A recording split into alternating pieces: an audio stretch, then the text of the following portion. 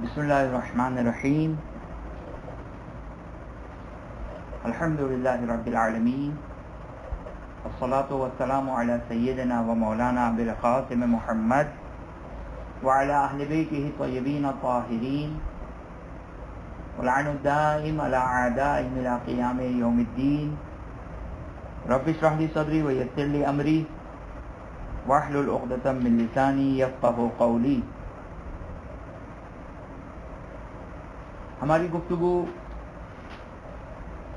مستحبات کفن میں چل رہی تھی اور کچھ مستحبات بیان ہوئے اور اب کچھ ضمنی مسئلے جو اس سے ریلیٹڈ ہیں وہ آپ کی خدمت میں ہم عرض کر دیتے ہیں۔ اب ایک مسئلہ جو پوچھا گیا تھا اور ظاہر ہے ہمیں بیان بھی کرنا تھا وہ یہ کہ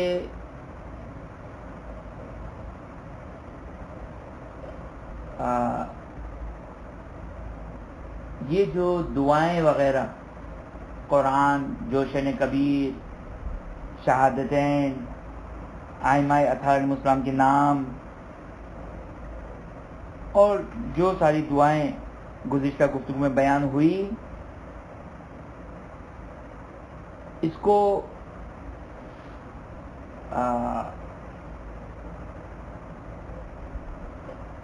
کفن میں کس جگہ لکھا جائے،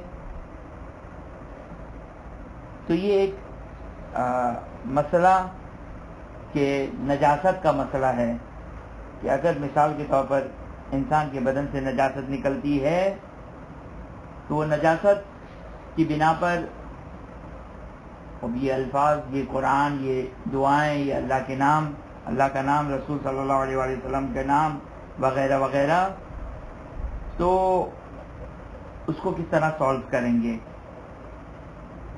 یہاں پر آپ کی خدمت میں عرض کروں کہ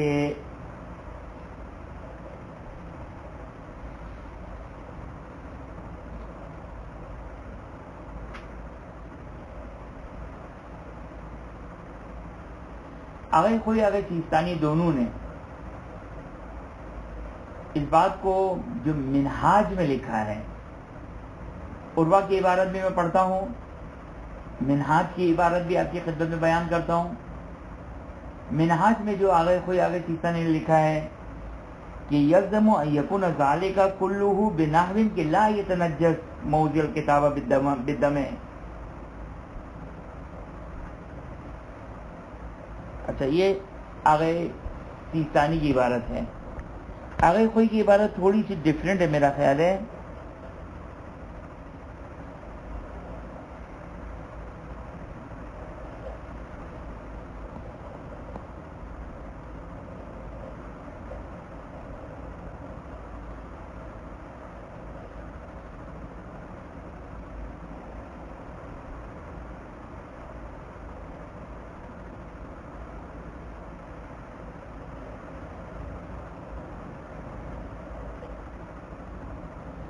جی، اسی لیے آغا سیستانی نے اپنی عبارت کو تبدیل کیا ہے۔ آغا خوئی کی عبارت کیا ہے؟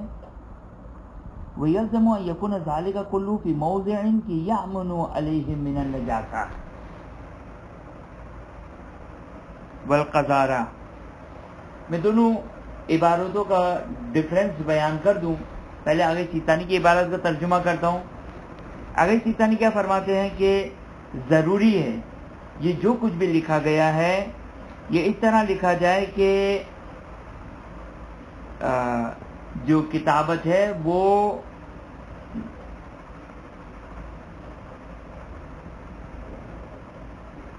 نجاست اس کو نہ لگے، بنحو کہ لا یتنجس، اس طرح رکھا جائے کہ اس پر نجاست نہ لگے۔ اچھا، عبارت میں نے پڑھ دی، انشاءاللہ امید ہے بات واضح بھی ہو گئی ہوگی۔ دوبارہ ریپیٹ کرتا ہوں، ضروری ہے کہ یہ جو دعائیں قرآن، جوشن کبیر، یہ ضروری ہے کہ اس کو اس طرح بیان کر لکھیں کہ لا یتنجس، کہ یہ نجس نہ ہو. جو موضع کتابت ہے یعنی جس پر لکھا گیا ہے قرآن وغیرہ، خون وغیرہ سے نجس نہ ہو. خوب یہ ترجمہ میں نے آپ کی خدمت میں عرض کر دیا. نجس نہ ہو سے کیا مراد ہے؟ دو صورتیں ہیں. یا انسان کو، یا یوں کہیں کہ تین صورتیں ہیں. یا انسان کو یقین ہے کہ نجس نہیں ہوں گے، یا انسان کو یقین ہے کہ نجس ہو جائے گا، یا شک ہے کہ نجس ہوگا یا نہیں ہوگا. صحیح، تین صورتیں لاجیکلی بنتی ہیں. آگے سیستانی کی عبارت سے کیا لگتا ہے میں نے ترجمہ کر دیا، آپ لوگ بھی سوچیں. پھر میں ایک دفعہ ترجمہ کرتا ہوں کہ ضروری کہ اس طرح کریں کہ لا یتنجس، نجس نہ ہو. آیا یہ شک کی صورت کو بھی شامل ہے؟ اگر شک ہے تو کیا سمجھیں گے؟ اور اگر یقین ہے تو واضح ہے. یعنی دو صورتیں تو واضح ہے کہ یقین ہے کہ نجس نہیں ہوگا، وہ جگہ جہاں پر یقین ہے کہ نجاست نہیں لگے گی تو وہاں پہ تو لکھنے میں کوئی حرج ہی نہیں ہے. یا وہ جگہ جہاں یقین ہے کہ نجس ہوگا تو وہاں پہ بھی واضح ہے کہ لکھنا جائز نہیں ہے. اب جو ڈاؤٹ والی صورت ہے کہ آگے سیستانی کی عبارت ہے کہ ضروری ہے کہ ان تمام چیزوں کو وہاں پر رکھے کہ یہ کتابت والی جگہ نجس نہ ہو. اب یہ بہت کلیئر عبارت نہیں ہے آگے سیستانی کی، کم از کم ہمارے لیے کلیئر نہیں ہے. اگر آپ لوگ کو اگر کلیئر ہو رہی تو دیکھ لیں. آغا خوئی کی عبارت میں آپ کی خدمت میں پڑھتا ہوں. آغا خوئی نے جو عبارت لکھی ہے وہ کیا لکھی ہے کہ یلزم ان یکون ذالک کلہ من موضع فی موضع کہ یأمن علیہ من النجاسہ. آغا خوئی نے کیا کہا ہے؟ توجہ کیجئے گا. آغا خوئی کی عبارت بتا رہی ہے، آغا خوئی کی عبارت واضح ہے، اگرچہ ایک اشکال ہے جو میں آپ کی خدمت میں عرض کروں گا کہ آغا خوئی کیا فرماتے ہیں کہ ضروری ہے کہ ایسی جگہ یہ لکھا جائے جہاں پہ انسان جانتا ہو کہ وہ نجاست سے محفوظ ہے. یعنی آغا خوئی کی عبارت یہ ہے کہ ضروری کہ ایسی جگہ رکھا جائے جہاں پر نجاست سے محفوظ ہے. یعنی وہ جگہ جو محفوظ ہیں، اور اب مثلا ممکن ہے انسان کا پیٹ پھٹتا ہو، انسان کا اوپر کا حصہ، ہاتھ، پیچھے کا حصہ، تو یہ وہ شاید مقامات ہو کہ جہاں پر کوئی نجاست نہیں لگے گی، یا پیروں کا حصہ. اور اگر پیروں میں ران تک شاید اس کے نیچے شاید توہین کہلائے، شاید عرفاً توہین کہلائے پیروں کے اوپر لکھنے میں. لیکن یہ ساری چیزیں یعنی انسان آغا خوئی کی عبارت ہے کہ ضروری ہے کہ معمن، یعنی انسان جو وہ تقریباً ان کی عبارت کا مفہوم یہ نکلتا ہے کہ مطمئن ہونا چاہیے کہ جگہ محفوظ ہے. یہ آغا خوئی کی عبارت سے جو ہمیں محسوس ہو رہا ہے. آگے سیستانی کی عبارت یلزم ان یکون ذالک کلہ لا یتنجس، ضروری کہ نجس نہ ہو. شاید اس عبارت سے ایسا لگتا ہے کہ اگر معلوم ہے کہ یعنی بالکل آپ نے دیکھا تین صورتیں میں نے بنائی تھی، یقین ہے کہ نجس ہو جائے گا، وہاں قطعاً جائز نہیں ہے سب کے نزدیک. یقین ہے کہ وہ جگہ نجس نہیں ہوں گی، قطعاً جائز ہے سب کے نزدیک. مسئلہ شک کا ہے. آگے سیستانی کی عبارت کیا کہتی ہے؟ یلزم ان یکون ذالک کلہ فی موضع کہ لا یتنجس، ایسی جگہ جہاں پر نجس نہ ہو. ظاہراً آگے سیستانی کی عبارت سے یہ میں آپ لوگوں سے سوال کر رہا ہوں کہ ظاہراً ان کی عبارت سے ایسا ہی محسوس ہو رہا ہے کہ ایسی جگہ نہ رکھا جائے جہاں پر نجس ہو جائے. ظاہراً اگر یعنی ایسی جگہ جہاں پر معلوم ہے کہ نجس ہو جائے گا ان جگہوں پہ نہ لکھا جائے. یہ آگے سیستانی کی عبارت سے مجھے محسوس ہو رہا ہے. آگے کوئی کی عبارت سے کیا محسوس ہو رہا ہے؟ آگے کوئی کی عبارت سے الٹا محسوس ہو رہا ہے کہ ایسی جگہ رکھا جائے جہاں پر محفوظ ہونے کے بارے میں آپ مطمئن ہو. نجاست سے ملوث ہونا، نجاست سے جو ہے وہ نجس ہونے کے بارے میں مأمن میں ہونا چاہیے. مأمن یعنی اطمینان ہونا چاہیے کہ یہ مقامات نجس نہیں ہوں گے، محفوظ ہو، ہے نا، محفوظ ہو. تو یہ اگر کوئی کی عبارت سے، اور یہ فقط ہم نہیں سمجھ رہے ہیں بلکہ آپ کی خدمت میں عرض کروں کہ خود جو منہاج الصالحین کی جنہوں نے شرح لکھی ہے، شرح سے مراد درس خارج ہے، انہوں نے بھی اس عبارت کا تقریباً یہی معنی کیا ہے اور پھر آخری کے اوپر اشکال کیا ہے.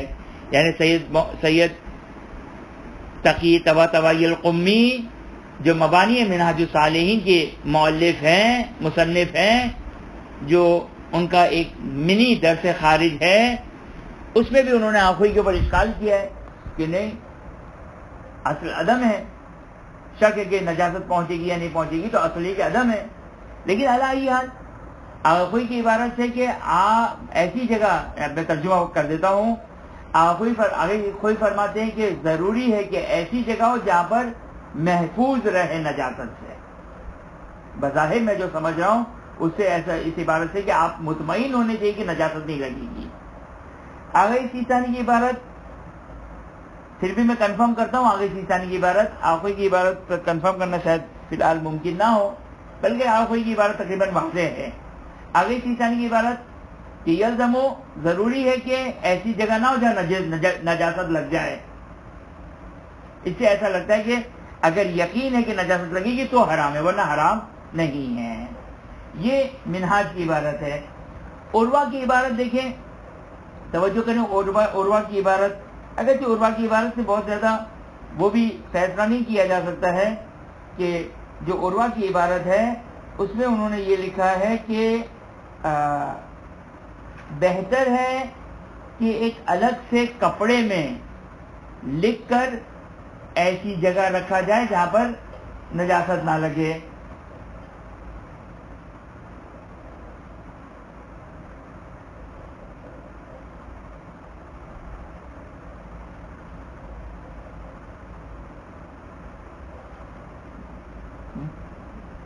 یہ صاحب عروہ کی عبارت ہے، اور آگے سیستانی نے اس کے اوپر اشکال نہیں لگایا ہے.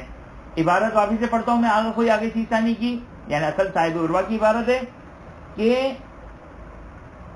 احسن ہے، بہتر ہے کہ ایک الگ سے کپڑے پر قرآن اور دعائیں وغیرہ لکھی جائے تاکہ نجاست سے محفوظ رہے.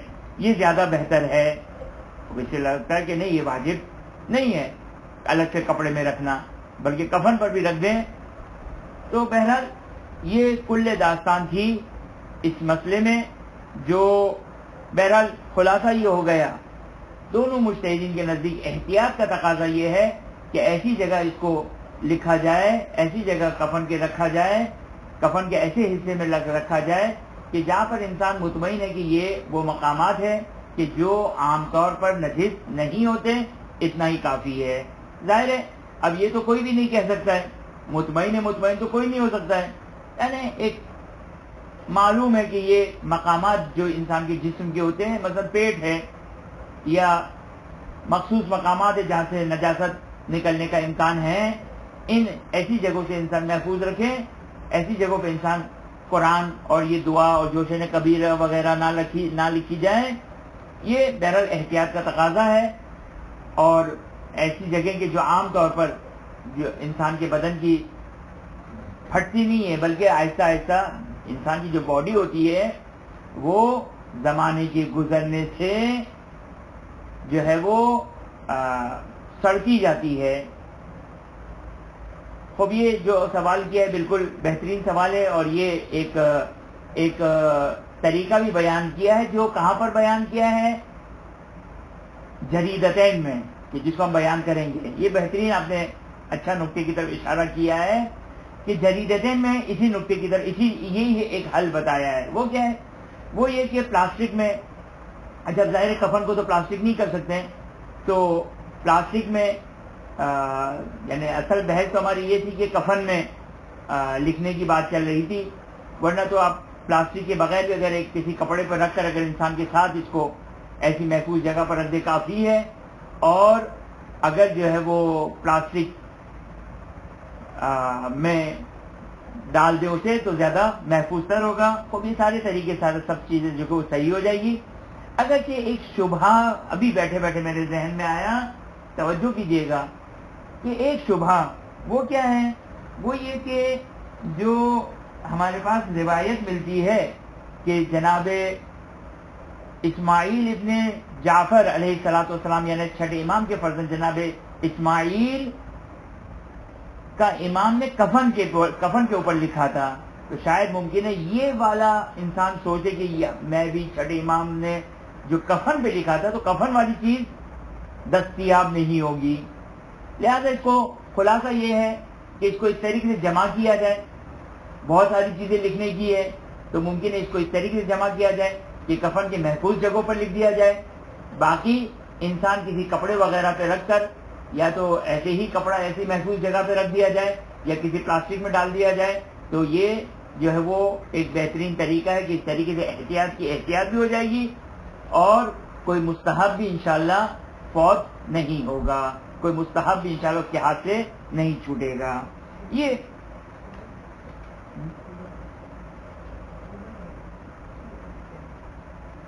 اچھا، یہاں پر ایک نقطہ آپ کی خدمت میں عرض کروں. میں شاید پچھلی دفعہ میں نے منہاج سے یہ عبارت عروہ سے یہ عبارت پڑھی تھی، توجہ کریں کہ جیسا کہ انہوں نے کہا کہ یجوز ان تکتب بالتین و بالماء، حتی پانی سے انسان لکھ سکتا ہے. پانی سے لکھ لیا، اور پانی تو جو ہے وہ ویپرز بن کر ختم ہو جائے گا، وہ تو چند گھنٹوں میں ختم ہو جائے گا. تو بلکہ انہوں نے کہا کہ بل بالاصبع من غیر مداد، بلکہ جو کو انگلی سے بھی لکھ سکتے ہیں. لہذا ایک طریقہ جو ابھی اشارہ ہوا کہ اوورلیپ کر کے لکھ لیں. جب کسی کو قرآن پڑھنا تو نہیں ہے نا، ہم تو تبرکن لکھنا چاہ رہے ہیں، لہذا چھوٹا چھوٹا اس کے اوپر اوورلیپ بھی کرتے رہیں. اور اعراب وغیرہ لگانا ضروری نہیں ہے، ظاہر ہے وہ قرآن تو وہاں پر ہم سے صرف اتنا سوال کیا جائے گا کہ تمہاری کتاب کیا ہے، تو ہمیں جواب دینا قرآن مجید. اور یہ نہیں پوچھا جائے گا کہ پورا قرآن سناؤ. تو بہرحال تو چھوٹا کر کے اوورلیپ کر کے لکھ سکتے ہیں، اس میں کوئی مذائقہ نہیں ہے، کوئی مسئلہ نہیں ہے. کیونکہ جس طریقے سے انہوں نے بیان کیا کہ مٹی سے لکھنا جائز ہے، پانی سے لکھنا جائز ہے، بلکہ انگلی سے بغیر کسی انک کے بھی جو کو لکھنا جائز ہے. تو یہ کل داستان تھی اس پورے مسئلے کی جو میں نے آپ کی خدمت میں عرض کیا. یہاں پر آپ کی خدمت میں ایک اور اہم مستحب کی طرف اشارہ کرتے ہیں، اور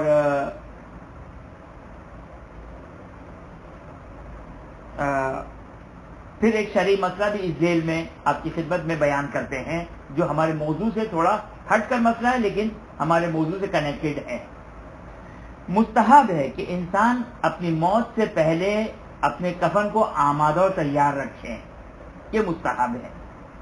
مستحبات میں اس کو بیان کیا گیا ہے، مستحبات میں اس کو بیان کیا گیا ہے کہ ایہیا کفنہ، کہ اپنے کفن کو مہیا کرے، آمادہ کرے قبل موت ہی، بلکہ کافور اور بیری کے پتے بھی آمادہ کرنا مستحب ہے. اب توجہ کریں یہ نقطہ، یہ حدیث کو بیان کر رہے ہیں صاحب عروہ اس حدیث کو بیان کر رہے ہیں. ففی الحدیث ہے من حیّا کفنہ، جو شخص اپنے کفن کو مہیا کرتا ہے، مہیا یعنی آمادہ رکھتا ہے اپنی موت سے پہلے، لم یکتب من الغافلین، تو وہ غافلین میں سے اس کا شمار نہیں ہوگا. غفلت برتنا یعنی انسان آخرت سے، دیکھیں خدا، آخرت، قبر، جنت، جہنم، یہ سب انسان کے ذہن میں حاضر رہنا چاہیے. اسی لیے جس پہ ہم تو صرف جب بولتے ہیں تو یاد رہتا ہے، آپ لوگ بھی جب سنتے ہیں تو یاد رہتے ہیں جب ہم موت کی مجلس پڑھتے تو ہمیں بھی تیاری کرتے ہیں، تو ہم ان حدیثوں کو پڑھتے تو ہم بھی جو ہے وہ ریفریش ہو جاتا ہے ہمارے لیے بھی، اسی طرح سننے والوں کے لیے بھی. اس کے بعد ہم لوگ بھی بھول جاتے ہیں. اور بدگمانی آپ لوگ کے بارے میں کروں تو یہ کہ آپ لوگ بھی بھول ہی جاتے ہوں گے کہ انسان موت کا تذکرہ کرے، کثرت کے ساتھ موت کا تذکرہ کرے. حتیٰ روایت کا جملہ ہے کہ انسان دن میں ہر روز 20 مرتبہ موت کو یاد کرے. 20 مرتبہ. لہذا روایتوں میں کہا ہے کہ ذکر الموت حادم اللذات، روایت کا جملہ کہ موت کا تذکرہ لذت ختم کر دیتا ہے انسان کے لیے. اب چاہے گناہ کی لذت ہو، چاہے حتیٰ مباحات میں بھی انسان کے لیے لذت ختم ہو جائے گی. خوب انسان کو معلوم ہے کہ کل نہیں، پرسوں نہیں، آج کل پرسوں کبھی بھی جو وہ بلاوا آ سکتا ہے. انسان جو کوئی دنیا سے اس دنیا کوچ کر جائے گا، سب یہاں پہ دھرے کا دھرا رہ جائے گا اور خالی ہاتھ ہم یہاں سے جائیں گے. تو اگر انسان 20 مرتبہ اپنی موت کو یاد کرے تو آپ تصور کریں کہ اس کی نماز شب بھی قضا نہ ہو، کجا گناہ کبیرہ یا گناہ صغیرہ اس سے سرزد ہو یا کسی واجب کو وہ چھوڑے. اور 20 مرتبہ. اور ظاہراً جو مجھے روایت یاد آ رہی ہے کہ اسے شہدائے احد و بدر و احد کا ثواب عطا کیا جائے گا. جو شخص 20 مرتبہ دن میں 24 گھنٹے میں یعنی ایوریج اگر لگایا جائے تو شاید 1 گھنٹہ 10 منٹ، شاید تقریباً کم و بیش 1 گھنٹہ 10 منٹ میں کم از کم ایک دفعہ جو کہ وہ دن میں انسان جو ہے وہ 1 گھنٹہ 10 منٹ یا سوا گھنٹہ انسان جو کہ وہ سوا گھنٹے میں ایک مرتبہ جو وہ انسان موت کو ضرور یاد کرے. صحیح نا؟ موت کو یاد کرے نا کہ جو وہ جس طریقے سے ہم ریمائنڈر لگا لیتے ہیں، ریمائنڈر بج رہا ہے ہم نے آف کر دیا، ریمائنڈر بج رہا ہے پھر ہم نے آف کر دیا. موت کے ہم نے 20 مرتبہ ریمائنڈر ڈیلی کے لگا دیے اور 20 مرتبہ آف کر دیا. نہیں، یاد کرنا جس سے موت انسان کو آخرت یاد آئے، قبر یاد آئے. تو اللہ ای حال لہذا روایتوں بیان کیا گیا کہ جو شخص اپنا جو ہے وہ کفن آمادہ اور تیار رکھتا ہے تو وہ غافلین میں، خدا اس کو غافلین میں، غفلت برتنے والوں کے ساتھ جو میں شمار نہیں کرتا ہے. اور پھر روایت کا جملہ ہے کلما نظر الیہ کتبت لہ حسنہ. اور جب بھی وہ ہم رکھ دیتے ہیں، پتہ نہیں کفن جو وہ ہمارا کہاں ہے یہ بھی نہیں معلوم، اور لیکن روایت کا جملہ کہ جب بھی اس پہ وہ نگاہ ڈالتا ہے، کفن پہ نگاہ ڈالتا ہے، اس کے لیے ایک نیکی لکھی جائے گی. اور جیسا کہ آپ کی خدمت میں عرض کیا کہ ذکر الموت حادم اللذات، کہ موت کا تذکرہ لذت کو ختم کر دیتا ہے، خواہشات کو ختم کر دیتا ہے، تمناؤں کو ختم کر دیتا ہے، آرزوؤں کو ختم کر دیتا ہے. اور انسان بہرحال کہنے کا مقصد یہ نہیں کہ انسان جو وہ تارک الدنیا ہو جائے. واضح یہ جو کو مناسب اور جو وہ غیر مناسب ہے تعلیمات رسول صلی اللہ علیہ وآلہ وسلم میں ترک الدنیا کرنا، یہ غیر مناسب ہے، یہ درست نہیں ہے. اور اگر اس کے اوپر نان و نفس کا واجب ہے تو پھر اس صورت میں حرام بھی ہو جائے گا اس کے لیے. لیکن بہرحال ہم سمجھتے ہیں پھٹے پرانے لباس پہننا یہ حادم اللذات ہے. نہیں، حادم اللذات اس کو نہیں کہتے ہیں. حادم کس کو کہتے ہیں؟ منہدم کر دینا. لذتوں کو منہدم کر دینا. ذکر موت کیا ہے؟ لذتوں کو منہدم کر دیتا ہے، ختم کر دیتا ہے. لیکن اس کا مطلب یہ نہیں کہ اگر میں اچھے اوکیزن کے لیے لوگوں کے لیے اچھے کپڑے پہن رہا ہوں، لوگ اپنے گھر والوں کے لیے اچھا لباس پہنا ہوا ہوں، گھر والوں کے لیے جو کہ ان کو میں نے مثال کے طور اچھی سہولت دی ہوئی ہے، لیکن میرا دل، اصل چیز ہے میرا دل اس کی طرف مائل نہیں ہے، یہ اصل چیز ہے. تو ممکن ہے ذکر موت بھی کروں اور دنیا کی لذتیں بھی اٹھاؤں، لیکن لذتوں کی طرف رغبت نہیں رکھتا ہوں، دل سے خواہش نہیں کرتا ہوں، بلکہ چونکہ ایک زندگی گزارنے کے لیے جو وہ میں پھٹے پرانے کپڑے نہیں پہن سکتا ہوں، ٹوٹی پھوٹی گاڑی نہیں رکھ سکتا ہوں، سائیکل پہ نہیں جا سکتا ہوں میرے اپنے اسٹینڈرڈ کے لحاظ سے وغیرہ وغیرہ. تو حادم اللذات کا مطلب دل سے تعلق ہے اس کا، کہ دل سے دنیا کی محبت کا ختم ہو جانا. یہ الگ الگ چیز ہے. ممکن ہے کوئی میرے سامنے حدیث لے کر آ جائے کہ مولانا حدیث ہے کہ جو وہ انسان اس طرح زندگی گزارے کہ جیسے اسے ہمیشہ دنیا میں رہنا ہے. تو اس کا مطلب یہ نہیں کہ میں دل لگا کے رہوں. نہیں، دل لگا کے رہنا الگ چیز ہے، اپنے کام کو محکم مضبوط پرفیکشن کے ساتھ کرنا یہ الگ چیز ہے. اصل چیز ہے انسان دنیا سے اپنے دل کو، زہد اسی کو کہتے ہیں. زہد کس کو کہتے ہیں؟ زہد کا مطلب ہوتا ہے بی رغبتی. رغبت نہ ہونا، کم رغبتی، زہد کا معنی یہ ہے، یعنی رغبت کہاں، رغبت کا تعلق کہاں سے، قلب سے ہے، دل سے ہے۔ کبھی کبھار ہم جاتے ہیں نا کسی دعوت میں گئے، کھانے کی رغبت نہیں ہے لیکن اب ہم مجبوری میں کھا رہے ہیں، بس یہی جو وہ ایسی کیفیت کبھی طاری ہو جائے تو در حقیقت اسی کو زہد کہتے ہیں۔ یہ حال بہرحال روایت کا جملہ، من حیا کفنہ، جو اپنے کفن کو مہیا اور آمادہ رکھتا ہے، لم یکتب من الغافلین، تو غافلین میں خدا اس کا شمار نہیں کرتا، اور جب بھی اس پر نگاہ ڈالتا ہے اس کے نامہ اعمال میں ایک حسنہ، ایک نیکی لکھی جاتی ہے۔ اسی دل میں اسی اعتبار سے ایک شرعی مسئلہ اور وہ آتا ہے جیسا کہ انہوں نے اوپر بھی بیان کیا تھا کہ ضروری یعنی مستحب ہے کہ پاک مال سے کفن تیار کیا جائے۔ ممکن ہے آپ کا مال پاک ہے، آپ نے کفن خریدا، آپ سے مراد کوئی بھی ایکس وائی زیڈ، لیکن 1 سال تک اگر پڑھا رہا وہ کفن تو اس کے اوپر خمس واجب ہو سکتا ہے۔ خمس واجب ہو گیا تو پھر اس کا خمس نکالنا واجب ہے۔ ہر چیز کے اوپر خمس ہے۔ خمس کی ڈیفینیشن 2 جملے میں بیان کر دوں، ہر وہ انسان کے پاس آنے والی چیز، میراث ایگزیمپٹڈ ہے، مہر کا پیسہ ایگزیمپٹڈ ہے، طلاق خلا سے آنے والا پیسہ ایگزیمپٹڈ ہے، ان کو چھوڑ کر اس کے علاوہ انسان جو بھی پیسہ چاہے تحفے کی شکل میں ہو، انکم کی شکل میں ہو، ارننگ کی شکل میں ہو، پاکٹ منی کی شکل میں ہو، جو بھی انسان کے پاس پیسہ، گفٹ، کوئی بھی چیز آتی ہے کوئی آگے سیستانی کے لحاظ سے، اور وہ اگر 1 سال تک یا خمس کی تاریخ تک آگے سیستانی کے اعتبار سے اگر وہ پڑی رہے تو پھر اس کے اوپر خمس واجب ہو جاتا ہے۔ اور ظاہر واضح ہے کفن تو اس میں بھی ممکن ہے کوئی جگاڑ نکال لے اور کہے کہ اس میں ایک مسئلہ گزرا تھا کہ جو کفن قرار دیا جائے اس میں ایک مرتبہ نماز پڑھے، صحیح نا، تو ممکن ہے کوئی شخص اس میں نماز پڑھے تو یہ استعمال کہلائے گا۔ احتمال قوی ہے کہ یہ استعمال شاید اس نے استعمال عرفی نہ بھی کہلائیے، کیونکہ کفن کا استعمال عرفی کیا ہے، وہ اس دنیا سے جانے کے بعد ہی ہوتا ہے۔ لہذا مثلا احرام جو تھا بہرحال اس سے قطع نظر، لیکن اللہ یہ ہم سمپل سرکمٹینس کی جو ہم بات کرتے ہیں، سینیریو کی بات کرتے ہیں کہ کفن کے اوپر خمس اگر 1 سال گزر گیا تو خمس ہے یا خمس نہیں ہے۔ آگے سیستانی کو اس لیے بیان کر رہا ہوں کہ آخوئی کے بارے میں تھوڑا سا کمپلیکیشن ہے۔ آگے سیستانی کیا فرماتے ہیں؟ آگے سیستانی فرماتے ہیں، خوب توجہ کیجیے گا، کہ کفن کے اوپر اگر 1 سال پڑا رہ جائے تو خمس واجب ہے یا خمس واجب نہیں ہے۔ آگے سیستانی فرماتے ہیں کہ اگر یہ کفن کو تیار نہ کرنا اس شخص کی شان کے خلاف ہو، عیب شمار کیا جائے، اب کم از کم ظاہری طور پر کوئی ہم ولی اللہ تو نہیں ہے، آپ لوگوں سے گنہگار ہوں گے، زیادہ گنہگار ہوں گے، لیکن اب چونکہ مولوی ہیں، اب ہم تو تقریر کر کے آ گئے، اب اگر کفن کو اگر آمادہ و تیار نہ رکھوں، کوئی مجھ سے پوچھے مولانا آپ نے کفن تیار کیا یا نہیں کیا، تو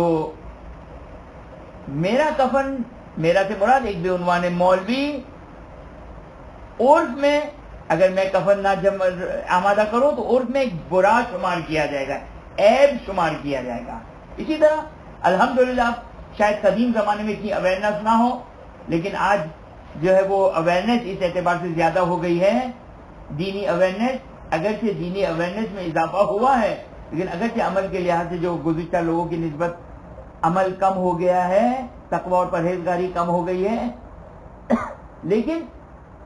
لیکن توجہ کریں کہ آگے سیستانی فرماتے کہ اگر کفن نہ ہونا، اب میں نے تو ایک مولوی کی بہت واضح مثال دی، لیکن ایک عام مومنین کے بارے میں بھی ہے، لیکن ممکن ایک مومن ہے یا تو ایسے علاقے میں رہتا ہے جہاں اس کا کوئی جاننے والا ہی نہیں ہے، تو اس کے پاس ہونا نہ ہونا کوئی فرق نہیں رہتا ہے، لیکن اگر کوئی مثال کے طور پر ایک مومن ہے، متدین ہے، 5 وقت کا نمازی ہے، مسجد میں جانے والا شخص ہے، ایک متدین ہے، اب ہر شخص اپنا خود ڈیسائیڈ کرے کہ اگر میرے پاس نہ ہوتا تو عیب شمار کیا جاتا۔ اگر چیزیں نہیں کہتے کہ اگر یہ کنڈیشن دیکھیں، آپ کہیں کہ بھائی مولانا ابھی کفن کی قیمت ہی کیا ہوتی ہے، اس کا ہم خمس دے دیں، وہ ایک الگ چیز ہے، اچھی چیز ہے وہ انسان، کم از کم جو ہے وہ بلکہ اگر زندگی میں خدا نہ خاصہ کوئی انسان اگر خمس نہ بھی نکالتا تو کم از کم اپنے کفن کا ضرور نکال لیں. لیکن صرف مسئلہ سمجھنے کی، کیونکہ یہ مسئلہ آگے سیستانی کا اگر یہ مسئلہ آپ لوگوں نے سمجھ لیا تو یہ بہت سی جگہوں پہ اپلائی ہوتا ہے، بہت سی جگہوں پہ اپلائی ہوتا ہے. اور جہیز بھی انہی میں سے ایک مسئلہ ہے، کیونکہ جہیز بھی اگر ماں باپ اگر جمع نہ کریں تو آگے سیستانی کہتے ہیں کہ اس وقت اس صورت میں اس کے اوپر بغیر استعمال کی خمس نہیں ہے کہ اگر جہیز کو جمع نہیں کیا تو لوگ ملامت کریں گے، کنڈیم کریں گے، کیسے ماں باپ ہے، اپنی بچی کا خیال نہیں ہے، اپنی بچی کے لیے جو کہ وہ جہیز تک جمع نہیں کیا. علی حال تو چونکہ یہ مسئلہ جو رول میں نے آپ کو بیان کر دیا، آگے سیستانی اس کو مختلف مقامات پر اپلائی کرتے ہیں. اما آغاز خوئی کیا فرماتے ہیں؟ اگر کوئی اصل پرابلم یہی ہے کیا کہ آغاز خوئی کا نظریہ کیا ہے، یہ علماء کے درمیان، طالب علم کی بات نہیں کر رہا ہوں، علماء کے درمیان ایک اختلاف مختلف فی مسئلہ ہے کہ آغاز خوئی کی نظر کیا تھی، آغاز خوئی کی نظر کیا تھی. آیا آگے سیستانی والی ہی ہے؟ اسی وجہ سے آغاز خوئی کے توجہ کریں. ظاہری طور پر آغاز خوئی کے دو فتوے ایک دوسرے سے ٹکراتے ہوئے نظر آتے ہیں، لیکن یہ صحیح ابتدائی طور پر، ظاہری طور پر ایک طرف آغاز خوئی کہتے ہیں جہیز پر خمس نہیں ہے، اس کا مطلب کہ آغاز خوئی آگے سیستانی کے ساتھ ساتھ ہو گئے، صحیح نا، آگے سیستانی اور آغاز خوئی ساتھ ساتھ ہو گئے. رول یہی ہے، ایسا نہیں کہ کوئی جہیز پر آپ کے پاس روایت آئی ہے، بلکہ وہ قانون اپنے مقام پر، وہ کسی اور موقع پہ انشاءاللہ خمس پر ڈیٹیل سے گفتگو کریں گے. لیکن خمس جہیز کے اوپر آغاز خوئی کہتے خمس نہیں ہے، بس اسی رول کے انڈر میں آتا ہے. منہاج میں آغاز خوئی نے ایک مسئلہ بیان کیا، علماء نے ایک مسئلہ بیان کیا کہ اگر کوئی شخص ایک ساتھ گھر جمع نہ کر سکتا ہو، ایک ساتھ گھر بنا نہ سکتا ہو، اس کی وجہ سے پیسے نہیں ہیں، لیکن اگر وہ تھوڑا تھوڑا کر کے گھر بنائے، دیوار کھڑی کر دی، زمین بنا لی، فرش کر دیا، یہ کر دیا، وہ کر دیا، تھوڑا تھوڑا کر کے، تو آگے سیستانی کہتے ہیں وہی رول کہتے ہیں کہ اگر وہ اس طریقے سے اگر گھر نہیں بناتا اور معاشرے میں عیب شمار کیا جائے تو یہ تھوڑا تھوڑا کر کے گھر بنانا اس کے اوپر خمس نہیں ہے. لیکن آغاز خوئی نے منہاج میں کہا کہ اس کے اوپر خمس ہے. دیکھا دو اپوزٹ مسئلے آغاز خوئی کے آ گئے ہمارے سامنے. اب اس کا کیا حل ہے؟ جواب دیا ہے بعض لوگوں نے اور سمجھ میں آنے والا ہے. اب یہ ظاہراً آگے سیستانی نے جواب دیا ہے کہ یہ کانٹرڈکشن نہیں ہے، تضاد نہیں ہے، یا ہے جو ایک فقہا ہیں جو ہمارے اساتید وغیرہ جو وہ اسٹیج کے جو علماء وغیرہ ہیں، انہوں نے جو وہ ایک بات کہی ہے کہ نہیں کانٹرڈکشن نہیں ہے. لہذا اب کفن کے بارے میں آغاز خوئی کی کیا رائے ہے؟ اگر آگے سیستانی والے رائے رکھتے ہیں یعنی ہر وہ چیز جمع کرنا کہ اگر یہ جمع نہ ہو تو عرف میں عیب اور معیوب شمار کیا جائے اور اس کو انسان ایک ساتھ جمع نہ کر سکتا ہو، ایک ساتھ جمع نہ کر سکتا ہو. اب ممکن ہے آپ کہیں بھئی اگر گھر میں ہمارے پاس جو وہ ایسپرین کی دوائی نہ ہو تو ممکن ہے عیب شمار کیا جائے، یا لیکن اس کو مہیا کرنا، اس کو آمادہ کرنا کوئی مشکل کام نہیں ہے، انسان جو کہ وہ آمادہ کر سکتا ہے. تو بہرحال یہ ایک الگ گفتگو ہے.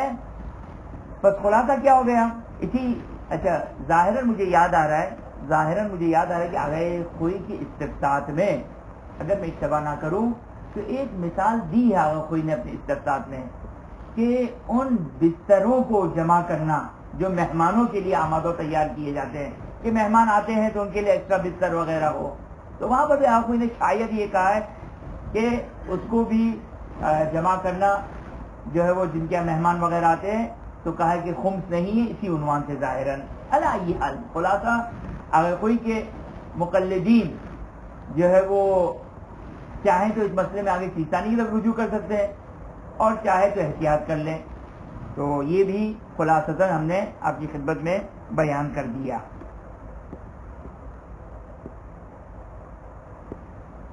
اس کے بعد فرماتے ہیں کہ اسی طرح مستحب ہے کفن کے لیے کفن کا مستحب، ہماری بحث چل رہی ہے کفن کے مستحبات میں. کفن کا مستحب کیا ہے کہ کفن پہنانے والا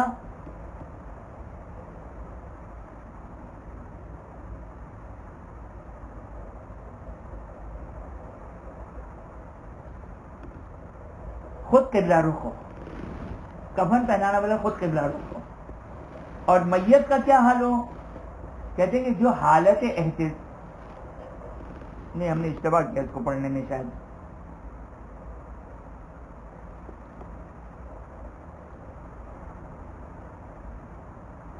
صحیح ہم نے اشتباہ کیا. اپنا کفن پہنانے والے کا نہیں ہے، میت کس طرح ہو، میت کو کس طرح لٹایا جائے. مستحب کیا ہے کفن پہناتے ہوئے؟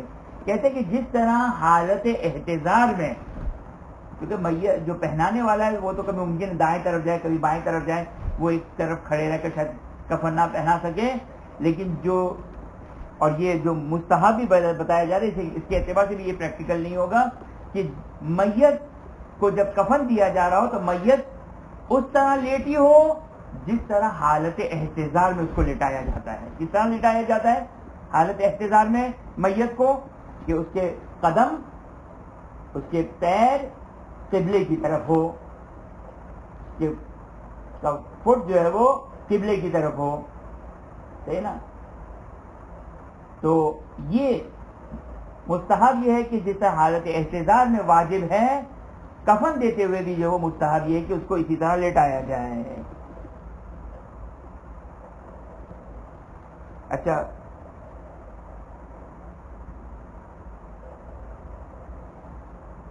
اب یہاں تک تقریباً اچھا کچھ اور مستحبات انہوں نے بیان کیے ہیں. توجہ کریں، کچھ اور مستحبات ہیں کہ اگر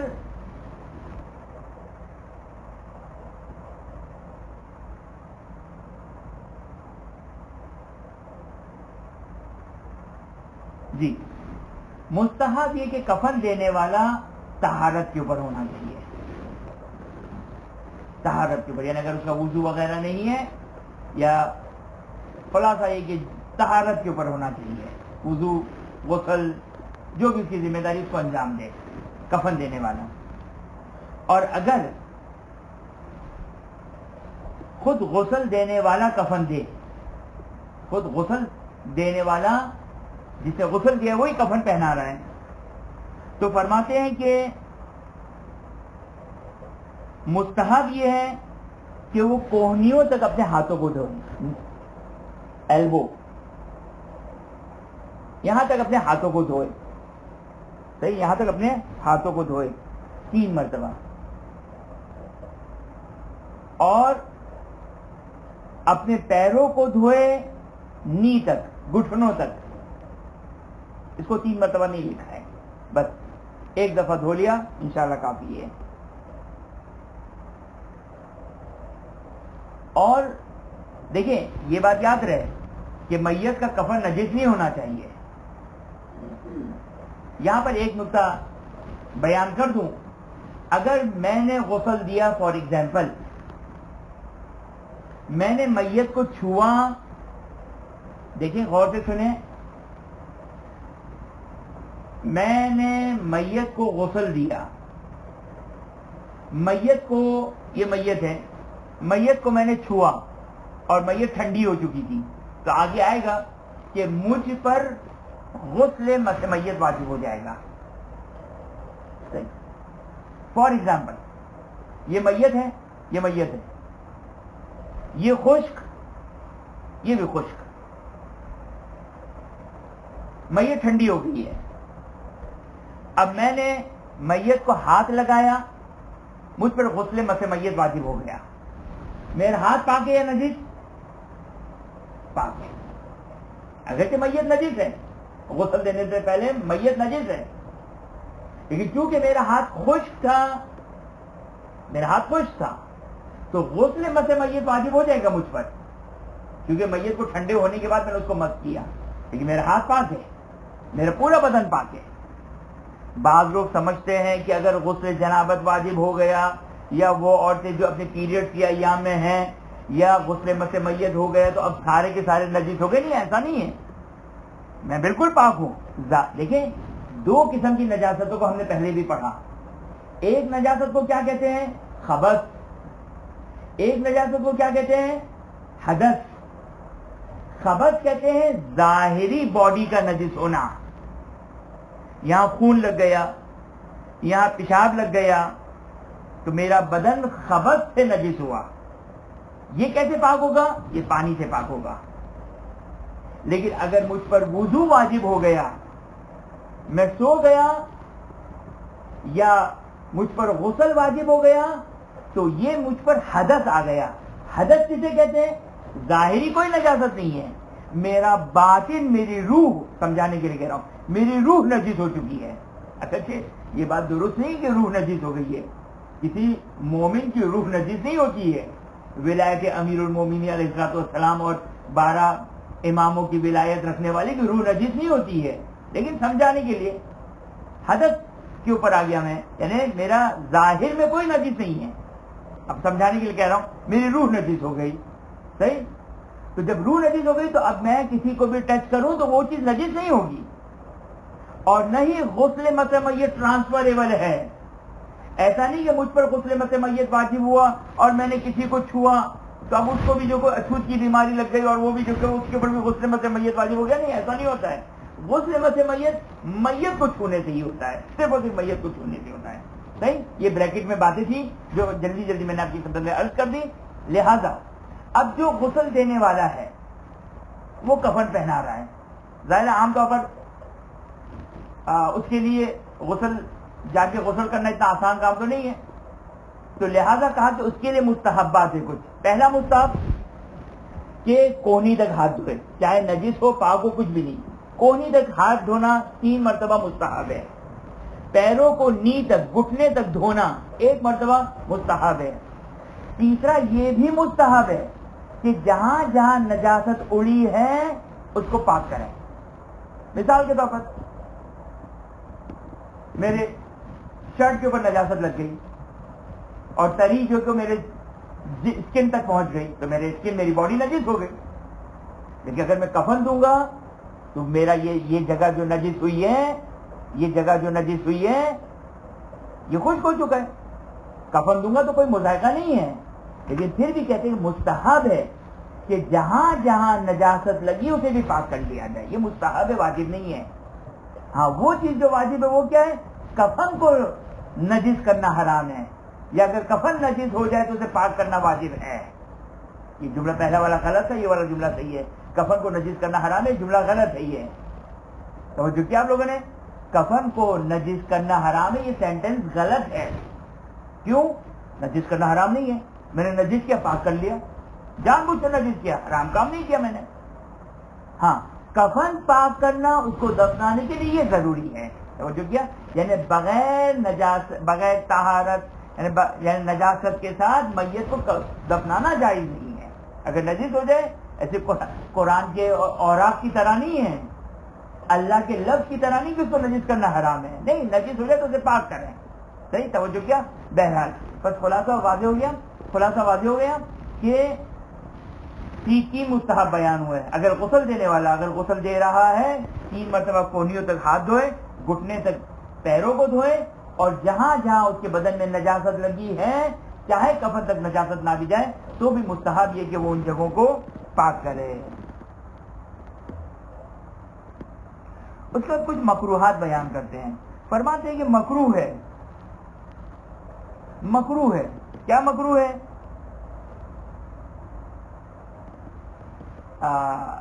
لوہے سے، کسی بھی لوہے والی چیز سے، اب چاہے کینچی کی شکل میں ہو، چاہے سیزر کی شکل میں ہو. اگر پلاسٹک کی سیزر ہے تو کوئی پرابلم نہیں ہے. اگر پلاسٹک کی سیزر ہوتی تو ہے ظاہر، لیکن پھر شاید کپڑا نہ پھٹے. لیکن اللہ یہ حال، لوہے کی چیز سے کینچی، لوہے کی چیز سے کفن کو کاٹنا مکروہ ہے. اسی طرح کفن میں بٹن لگانا، کفن میں آستین بنانا، یہ بھی مکروہ ہے. اور اگر جو ہے وہ میت کے قمیص کو ہی کفن بنایا جا رہا ہو، میت کی قمیص کو ہی کفن بنایا جا رہا ہو، تو پھر اس کے بٹن کو نکال دیا جائے، اس کے بٹن کو نکال دیا جائے۔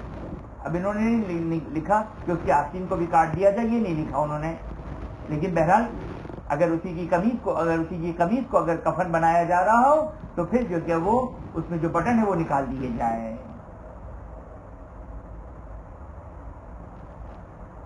اسی طرح مکروہ ہے کفن کو بخور کرنا۔ اچھا شاید آپ لوگ کو نہیں معلوم ہوگا بخور کسے کہتے ہیں، لیکن جو عرب ممالک میں زندگی گزارتے ہیں وہ بخوبی واقف ہیں کہ عرب حضرات جو ہے وہ خوشبو کا دھواں بناتے ہیں اور اس کے ذریعے سے اپنے لباس کو، اپنے گھر کو خوشبودار بناتے ہیں۔ کفن کو بخور کرنا، کفن کو اس طریقے سے خوشبودار کرنا یہ مکروہ ہے۔ بلکہ اسی طرح کفن کو کافور کے علاوہ کسی بھی چیز سے خوشبودار کرنا، پرفیوم لگا دیا، عطر لگا دیا، یہ بھی مکروہ ہے۔ اب ایک لفظ اور لے کر آئے، اس سے بھی کہتے ہیں کہ جائز ہے اور مکروہ نہیں ہے۔ اس سے بھی جو کفن کو خوشبودار، ایک تو کافور کے ذریعے سے خوشبودار بنایا جا سکتا ہے، ایک اور چیز کو لکھا ہے، وہ کیا ہے؟ وہ ہے زریرہ۔ یہ زریرہ کیا ہے؟ شیخ عباس قمی کہتے پتہ نہیں کیا ہے یہ۔ شیخ عباس قمی کو نہیں پتا تو مجھے کہاں سے پتا ہوگا؟ وہ اتنا بڑا مترجم، وہ اتنا بڑا محدث۔ زال، رے، یہ، رے اور فاطمہ والی ہے زریرہ، صحیح نا؟ تو زریرہ سے خوشبو کرنا بھی کراہیت نہیں رکھتا ہے۔ اور اسی طرح مکروہ ہے کہ سیاہ رنگ کا کفن ہونا، بلکہ رنگدار سے کوئی بھی رنگ والا کفن ہو، یہ بھی مکروہ ہے۔ اور اسی طرح للن کا بھی کفن ہونا مکروہ ہے۔ اسی طرح ریشم کے ساتھ مخلوط کفن، یہ بھی مکروہ ہے۔ اس کے بعد کہا کہ والمماکثہ فی شرائعہ، عجیب ہے یہ، وہ جب جائیں کربلا، خداوند تعالی ہم سب کو جو ہے وہ کربلا کی زیارت اور تمام ادوات عالیہ اور کی زیارت نصیب فرمائیں۔ اب ہم جاتے ہیں، کفن خریدتے ہیں اور اس میں بارگیننگ کرتے ہیں، کہتے مکروہ ہے بارگیننگ کرنا، کفن کی خریداری۔ اب یہ دکانداروں کو نہیں بتائے گا یہ مسئلہ، ورنہ مشکل ہو جائے گی، لیکن بارگیننگ کرنا کفن خریدنے میں یہ بھی کراہیت رکھتا ہے، یہ بھی مکروہ ہے۔ اور اسی طرح مکروہ ہے امامہ جو مردوں کے لیے تھا بغیر تحت الحنک کے، وہ جو دو پٹیاں تھی اس کے بغیر خالی امامہ بغیر تحت الحنک یا تحت الحنک کو نہ نکالنا، یہ بھی مکروہ ہے۔ اسی طرح مکروہ ہے میلہ، میل کچیل، گندا کفن ہونا، یہ بھی مکروہ ہے۔ اسی طرح سلا ہوا، اب جیسے یہ میں نے دجاشہ پہنا ہے، اس کا مطلب کہ اس میں کفن دینا صحیح ہے، اسی کو کفن بنایا جا سکتا ہے۔ میرے شولڈر کیونکہ کیا ہے، کپڑا ہو یہاں سے لے کر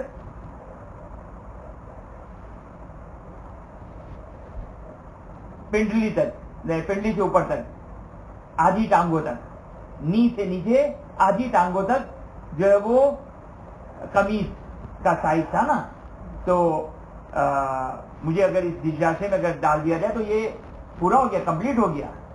اگرچہ سلا ہونا مکروہ ہے، بٹن ہونا مکروہ ہے، آستین، کفن کے آستین بنانا مکروہ ہے۔ اب اگر آستین ہو تو اس کو نکالنا ہے یا نہیں، یہ بہرحال انہوں نے بیان نہیں کیا۔ پر سلا ہوا ہونا خود مکروہ ہے، اسٹچنگ والا کفن مکروہ ہے، اسٹچنگ والا کفن مکروہ ہے، حرام نہیں ہے، بہرحال کفن صحیح ہو جائے گا۔ خوب یہاں پر ایک اور مسئلہ آپ کی خدمت میں بیان کر دیں ہم، یہ مسئلہ ظاہراً پہلے گزرا تھا،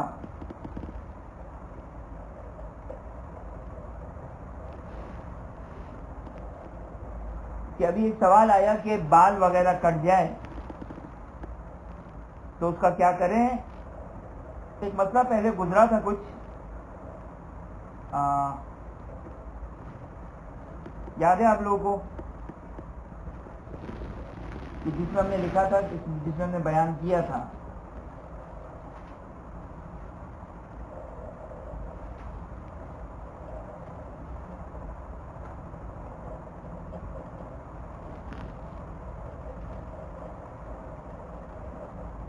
ابھی فی الحال ذہن میں نہیں ہے میرے، لیکن یہ مسئلہ پہلے گزر چکا ہے، پھر بھی میں اس کو دوبارہ دیکھ کر انشاءاللہ کنفرم کروں گا میں.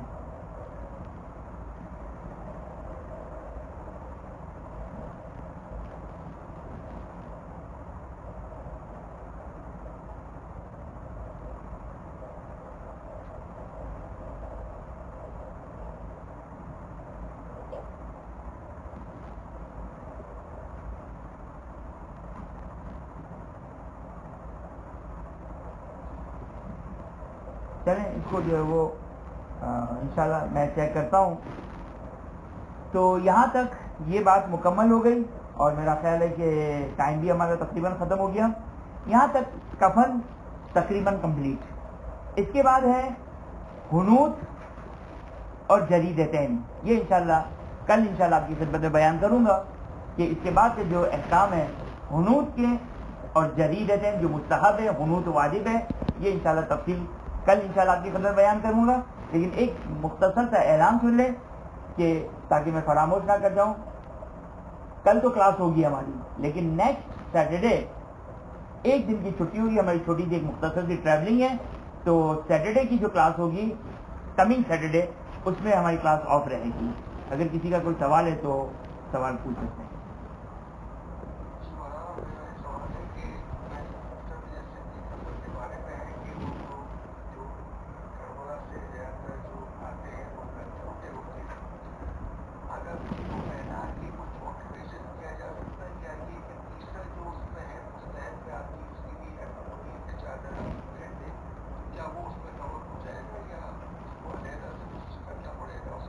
دیکھیں اس کا یہ توجہ کریں اس میں.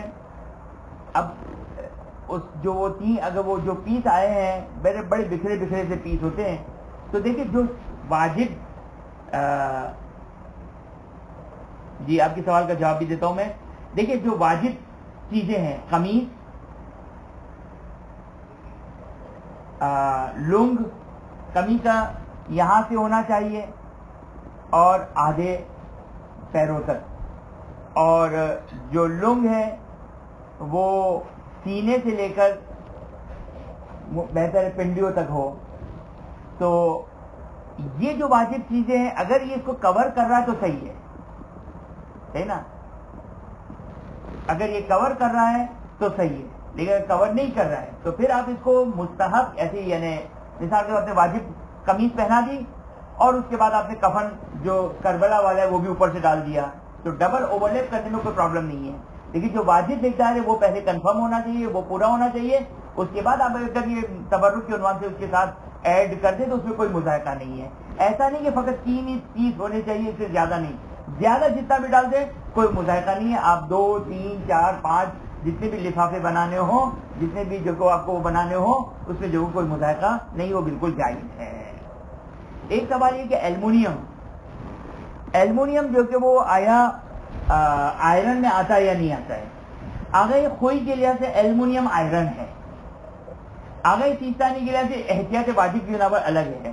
لہذا آگے سیستانی کے لحاظ سے کراہیت سے بچنا ہے تو احتیاط کا تقاضا ہے، اور آگے خوئی کے لحاظ سے تو کنفرم جو کہ وہ aluminium is equal to iron. یہ آگے خوئی کا اور آگے سیستانی کا مسئلہ. جہاں تک یہ سوال ہے شہادت نامہ، اب شہادت نامہ ان فقہا نے آپ نے دیکھا کہ یہاں پر کہیں بھی کسی نے بیان نہیں کیا ہے، لیکن بہرحال یہ ایک رائج ہے. مجھے اس سے زیادہ جو فقط ایک واقعہ بھی مجھے یاد آ رہا ہے شہادت نامے سے ریلیٹڈ، میں نے زیادہ اس پہ ریسرچ نہیں کی ہے. اگر مجھے موقع ملا تو کل کی کلاس سے پہلے بھی مزید جو کہ کوئی اگر معلومات ہو سکے تو آپ کی خدمت میں بیان کروں گا. حاج علی بغدادی کا واقعہ، حاج علی بغدادی کے واقعے میں، حاج علی بغدادی کا واقعہ جو مفاد الجنان میں شیخ عباس قمی نے مفاد الجنان میں 7ویں امام کی زیارت کے بعد میں اس واقعے کو بیان کیا ہے. وہاں پہ جو کہ وہ وہاں پر جو ہے وہ شہادت نامہ جو حاج علی بغدادی ایک مومن آدمی تھے جن کی امام زمانہ عجل اللہ تعالیٰ فروج شریف سے ملاقات ہوئی تھی، تو وہ اپنے ساتھ شہادت نامہ لے کر آئے تھے اور فقہا سے انہوں نے سائن کروائی تھی، امضا کروائی تھی، اور جس پہ امام زمانہ علیہ السلام نے کہا تھا کہ تم چلو میرے ساتھ کاظمین زیارت کے لیے. اور چونکہ حاج علی بغدادی نہیں پہچانتے تھے کہ امام زمانہ علیہ السلام ہے، تو انہوں نے اصرار کیا کہ نہیں مجھے بغداد پہنچنا ضروری ہے، تو انہوں نے کہا کہ نہیں تم میرے ساتھ چلو، ہم بھی شیخ حسن کی طرح تمہارے بارے میں گواہی دیں گے، یعنی جس طرح ان کی گواہی نامی امام زمانہ علیہ السلام یہ کہہ رہے ہیں، یعنی گویا یہ بتا رہے ہیں کہ جو ساتھ امام کی زیارت کرے گا انشاءاللہ امام زمانہ عجل اللہ تعالی فرج شریف جو ہے وہ اس کی گواہوں میں سے گواہی دینے والے ہوں گے کہ یہ شیعہ اثنا شریف مومن ہے۔ لہذا یہ بہرحال ایک اچھا عمل ہے، اور اس واقعے سے پتہ چلتا ہے کہ یہ ایک ایسا مستحب عمل ہے کہ جو کم از کم علماء کے درمیان اور ایک رائج ہے، اور اس حد تک فی الحال معلومات ہے میرے پاس۔ اگر مزید کوئی معلومات ہوئی تو انشاءاللہ کل آپ کی خدمت میں انشاءاللہ بیان کرنے کی کوشش کروں گا۔ خدا کی بارگاہ میں دعا گو ہے کہ خداوندہ یہ واسطہ دیتے محمد و آل محمد کی عظمت کا واسطہ، حجت خدا کی ولادت کے ایام، تو یہ واسطہ دیتے ہیں حجت خدا کا واسطہ، محمد و آل محمد کی عظمت کا واسطہ، حاضر مجلس مومن و مومنات، کل مومن و مومنات کی تمام جائز حاجات کو پورا فرما، جو مومن و مومنات پریشان حال ہے، حاضر مجلس مومن و مومنات منتظمین تمام مومن و مومنات جو پریشان ہیں ان کی پریشانی کو دور فرما۔ خداوندہ کی واسطہ دیتے محمد و آل محمد کی عظمت کا واسطہ، حاضر مجلس مومن و مومنات کی محرومین، منتظمین کی محرومین، کل محروم مومن و مومنات کی مغفرت فرما، جوار معصومین میں جگہ عطا فرما، اپنی آخری حجت امام عصر زمان سلام اللہ علیہ کی ظہور میں تعجیل فرما، ہمیں ان کے اعوان و انصار میں قرار فرما۔ ربنا تقبل منا انک انت السمیع العلیم۔